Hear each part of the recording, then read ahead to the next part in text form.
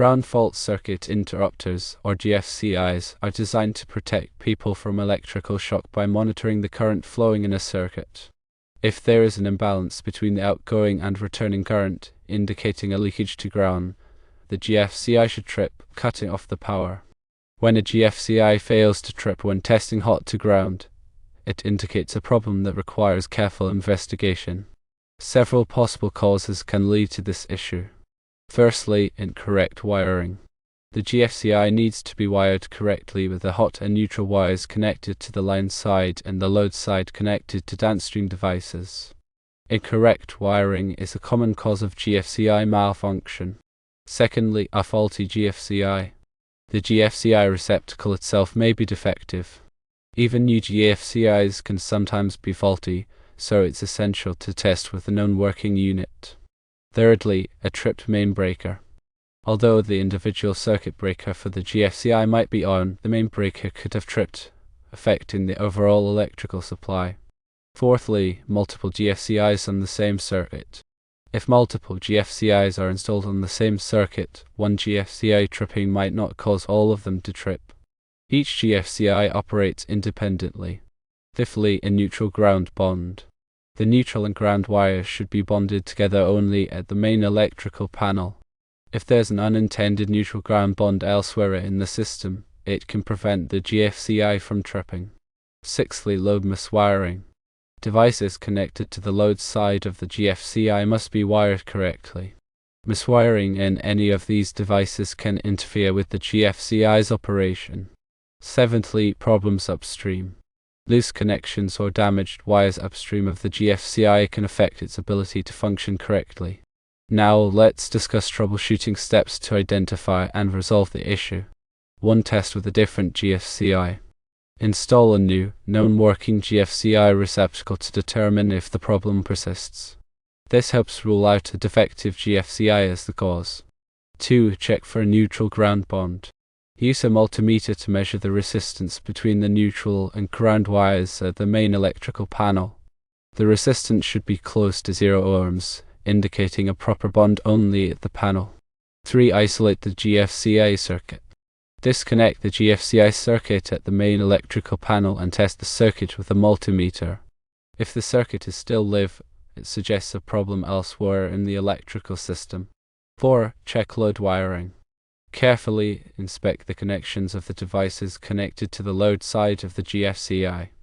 Ensure that there are no loose or damaged wires. 5. Inspect upstream wiring. Trace the wiring upstream of the GFCI to identify any potential problems. Check for loose connections, damaged wires, or overloaded circuits. Additional considerations should be taken into account. Firstly, are the GFCIs located outdoors or in high humidity areas? GFCIs in such environments may be more prone to false tripping or malfunction due to moisture. Secondly, are there any surge protectors or other electronic devices connected to the GFCI?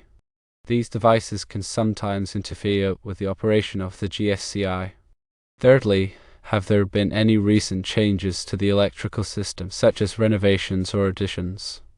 Recent electrical work may have introduced wiring errors or other issues affecting the GFCI's performance.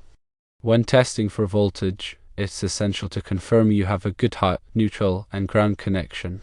However, the presence of voltage does not guarantee that the GFCI will function correctly if there are underlying wiring or device issues. When installing new GFCIs, ensure that the line and load sides are correctly separated. Connecting the wires to the wrong terminals will prevent the GFCI from working. Pigtailing all the hot wires together to the line side and all the neutral wires to the line neutral side is a correct practice, but it won't solve the problem if other issues are present in the circuit. If multiple GFCIs in the home are exhibiting the same problem, it could indicate a systemic issue such as a shared neutral or ground fault affecting multiple circuits. When using a multimeter, set it to the appropriate range for measuring voltage, resistance, and continuity. For voltage measurements, use a range of at least 120 volts alternating current or 240 volts alternating current, depending on the circuit voltage. For resistance measurements, start with a low range and increase it as needed to get an accurate reading. For continuity testing, the multimeter should have a continuity setting that emits an audible tone when a circuit is complete. When measuring resistance between neutral and ground, a reading close to 0 ohms at the main panel indicates a proper bond. However, any significant resistance indicates a problem. When testing for continuity, ensure that the circuit is de-energized to prevent damage to the multimeter or electrical shock. Always follow proper safety procedures when working with electricity. Wear appropriate personal protective equipment, such as insulated gloves and safety glasses. Use insulated tools designed for electrical work. De-energize the circuit before working on it whenever possible. If you're not comfortable working with electricity, consult a qualified electrician. Grounding is a critical safety feature in electrical systems. It provides a low resistance path for fault current to flow back to the source, causing the circuit breaker to trip and energizing the circuit. A properly grounded system helps to prevent electrical shock and fire hazards. The ground wire should be connected to all metal enclosures and equipment, providing a path for fault current to flow back to the source. The neutral wire is the return path for current in a normal circuit.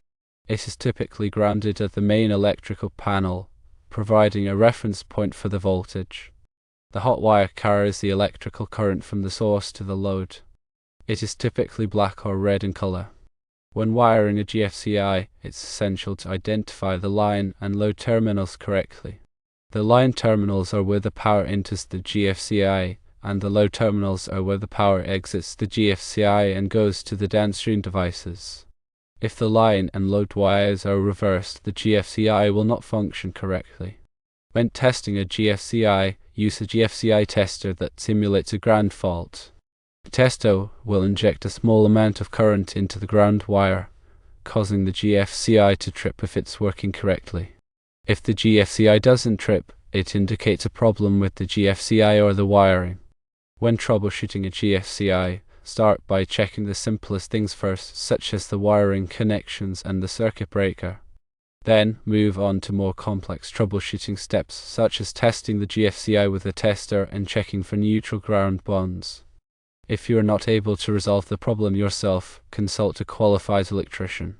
The National Electrical Code, or NEC, provides guidelines for the safe installation and maintenance of electrical systems. The NEC covers topics such as wiring methods, grounding, overcurrent protection, and GFCI protection. It's important to be familiar with the NEC requirements for your area to ensure that your electrical work is safe and compliant. Article 210.8 of the NEC specifies the requirements for GFCI protection in dwelling units. It requires GFCI protection for receptacles in bathrooms, kitchens, garages, outdoors, and other locations where there is a high risk of electrical shock. Article 250 of the NEC covers grounding and bonding requirements. It specifies the requirements for grounding electrodes, grounding conductors, and bonding jumpers. A proper grounding and bonding system is essential for electrical safety. Article 310.15 of the NEC covers ampacity calculations for conductors. It specifies the allowable ampacity of conductors based on their size, insulation type, and ambient temperature. It's important to use the correct size conductors for the load to prevent overheating and fire hazards. Electrical safety is paramount when working with electrical systems. Always follow proper safety procedures and consult a qualified electrician if you're not comfortable working with electricity. Remember to always turn off the power to the circuit at the breaker box before starting any electrical work. This prevents the risk of electrical shock. Use a non-contact voltage tester to verify that the power is off before touching any wires. Wear insulated gloves and safety glasses to protect yourself from electrical shock and arc flash. Use tools with insulated handles to prevent electrical shock. Never work on electrical systems in wet or damp conditions. Water is a conductor of electricity and can increase the risk of electrical shock. Be aware of your surroundings and avoid contact with metal objects that could be grounded. If you're working on a ladder, make sure it's stable and on a level surface. Avoid working alone so that someone can assist you in case of an emergency. If you're not sure about something, ask a qualified electrician for help. It's always better to be safe than sorry when it comes to electricity. Regular maintenance of electrical systems can help to prevent problems and ensure safety. Inspect electrical cords and plugs for damage. Replace any damaged cords or plugs. Test GFCIs regularly to make sure they are working properly. Replace any GFCIs that don't trip when tested. Check circuit breakers to make sure they are not overloaded. If a circuit breaker trips frequently, it could indicate a problem with the circuit. Keep electrical panels and outlets clean and free of debris. Dust and dirt can accumulate and cause overheating. Have your electrical system inspected by a qualified electrician periodically. A professional inspection can identify potential problems before they become serious. By following these safety tips and performing regular maintenance, you can help to ensure the safety of your electrical system and prevent electrical accidents. If you suspect a problem with your electrical system, it's important to have it checked by a qualified electrician. Don't try to fix it yourself unless you're experienced and knowledgeable in electrical work. Electricity can be dangerous, and it's always best to leave it to the professionals. Understanding the basics of electricity can help you to stay safe and prevent accidents. Voltage is the electrical potential difference between 2 points. It is measured in volts. Current is the flow of electrical charge. It is measured in amps. Resistance is the opposition to the flow of electrical current. It is measured in ohms. Power is the rate at which electrical energy is transferred. It is measured in watts.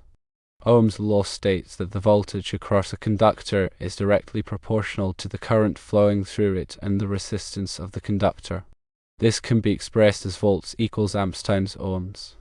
Knowing these basic concepts can help you to understand how electrical circuits work and how to troubleshoot problems. When troubleshooting electrical problems, it's important to have a systematic approach. Start by gathering information about the problem. What are the symptoms? When did the problem start? What has changed recently? Then, use your knowledge of electrical circuits and troubleshooting techniques to identify the possible causes of the problem. Use a multimeter to test the circuit and gather data. Compare the data to what you would expect to see in a normal circuit. Based on the data, narrow down the possible causes of the problem. Then test the most likely cause first. If that doesn't fix the problem, move on to the next most likely cause. Keep testing until you find the cause of the problem.